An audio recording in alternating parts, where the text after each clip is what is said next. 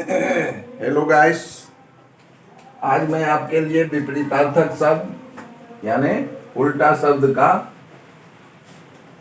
दूसरा पार्ट यानी अगले दिन हम देखे थे इसका पहला पार्ट यानी एक पेज में हमें 14 वर्ड्स आता है।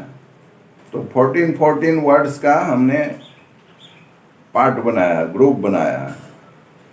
तो पहला 14 वर्ड्स का पार्ट आपने देख लिया। आज मैं उसका फिर दूसरा पार्ट लेके आपके सामने उपस्थित हुआ हूँ। तो इसमें देखेंगे उपस्थित से लेके हमारा अर्थ तक जो भी शब्द है, इस शब्द में केवल हम अन उपसर्ग जोड़ करके उसका विलोम शब्द बना लेते हैं। जैसे एक एग्जाम्पल के द्वारा समझिए, उपस्थित है,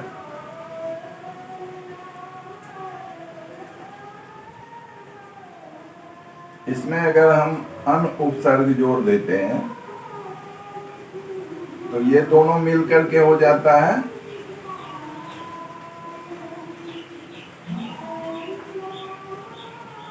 अनुपस्थित, यानी अन जोड़ उपस्थित बराबर अनुपस्थित।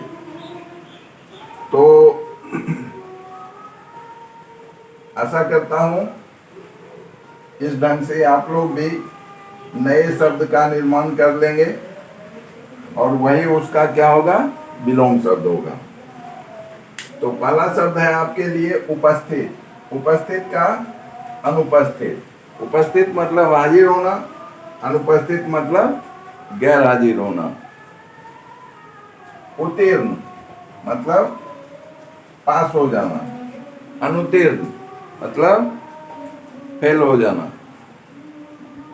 उचित अनुचित, आवश्यक अनावश्यक, आदर अनादर, न्याय अन्याय, एक अनेक, इच्छा अनिच्छा, साक्षर निरक्षर, अंत अनंत, अर्थ अनर्थक, द्रव ठोस, प्रवेश निकास, आयात निर्यात। तो ये रहे आज के 14 वर्ड्स जिसके विलोम शब्द यानी ऑपोजिट वर्ड। अब हम बारी बारी से इन सारे शब्दों का इंग्लिश मीनिंग आपके समक्ष रख रहा हूं। आप जिनका इंग्लिश मीनिंग समझते होंगे उसे स्किप करके यानी वो उसको छोड़ करके आप जिसका नहीं याद होगा उसको आप लिख लीजिएगा और फिर उसको याद कीजिएगा। तो पहला शब्द है आपके लिए उपस्थित। उपस्थित को अंग्रेजी में प्रेजेंट बोलते हैं, PRESENT, प्रेजेंट। प्रेजेंट मतलब उपस्थित। जैसे हम लोग अटेंडेंस बोलते हैं क्लास में, तो बोलते हैं प्रेजेंट सर। तो ये हुआ मतलब हम सर उपस्थित हैं वर्ग में। और इसका उल्टा हो गया अनुपस्थित। अनुपस्थित को अब्सेंट बोलते हैं, ABSENT, अब्सेंट। दूसरा शब्द है उत्तीर्ण। उत्तीर्ण को अंग्रेजी में हम पास बोलते हैं, PASS, पास। अनुत्तीर्ण को फेल बोलते हैं, FAIL, फेल। उचित को अंग्रेजी में हम प्रॉपर बोलते हैं, PROPER, प्रॉपर। अनुचित को इम्प्रॉपर, IMPROPER, इम्प्रॉपर। जैसे हम मैथ में भी उचित भिन्न और अनुचित भिन्न करते हैं, जिसे समभिन्न या विषमभिन्न भी आप बोलते होंगे। प्रॉपर फ्रैक्शन, इम्प्रॉपर फ्रैक्शन भी बोलते होंगे। यही है उचित और अनुचित। उसके बाद है आवश्यक। आवश्यक हो गया नेसेसरी। आवश्यक का इंग्लिश हो गया necessary. NECESSARY,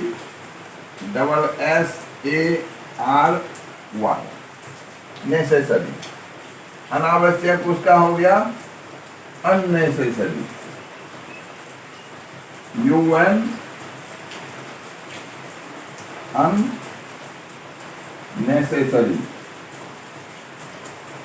UNNECESSARY,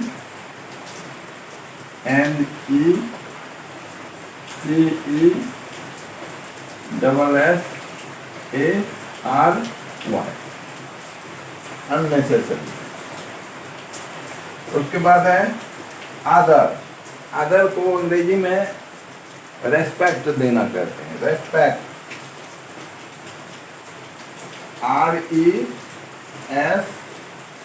RESPECT, respect. और अनादर करना यानी उनका तिरस्कार करना, वो हो गया नेग्लेक्ट। NEGLECT, neglect. उसके बाद है न्याय। न्याय को हम लोग अंग्रेजी में जस्टिस बोलते हैं। JUSTICE, justice. और अन्याय को बोलते हैं injustice. INJUSTICE, injustice.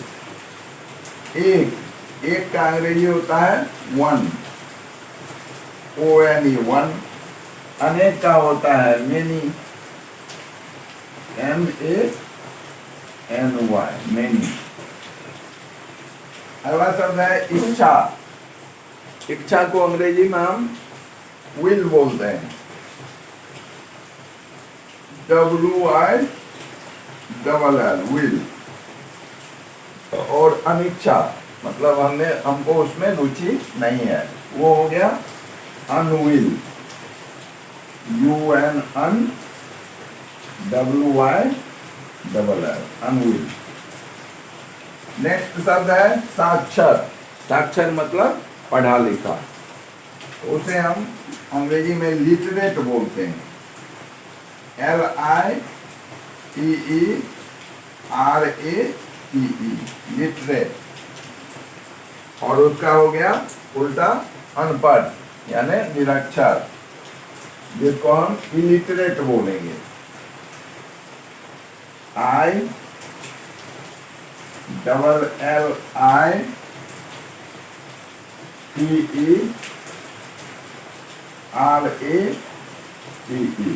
Illiterate,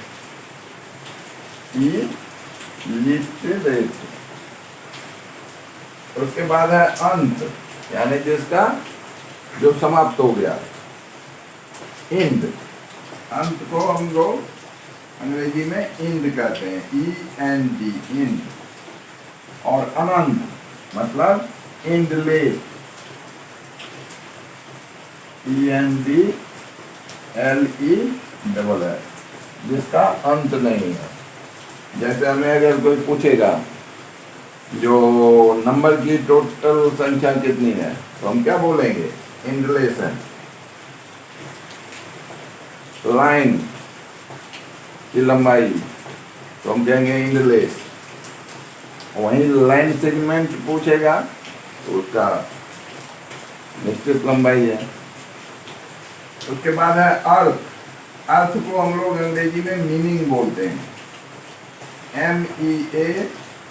MEANING, meaning यानी जिसका कुछ अर्थ हो, मीनिंग हो। अनर्थक ऐसा शब्द जिसका कोई मीनिंग नहीं। जैसे मान लो हम बोल देंगे अक, अक का कोई मीनिंग नहीं निकल रहा है, तो वो हो गया meaningless. MEANING, meaning, LESS, meaningless. Next word है द्रौ यानी जो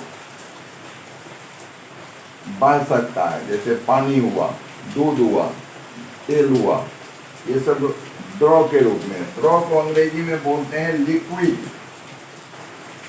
LIQUID, लिक्विड।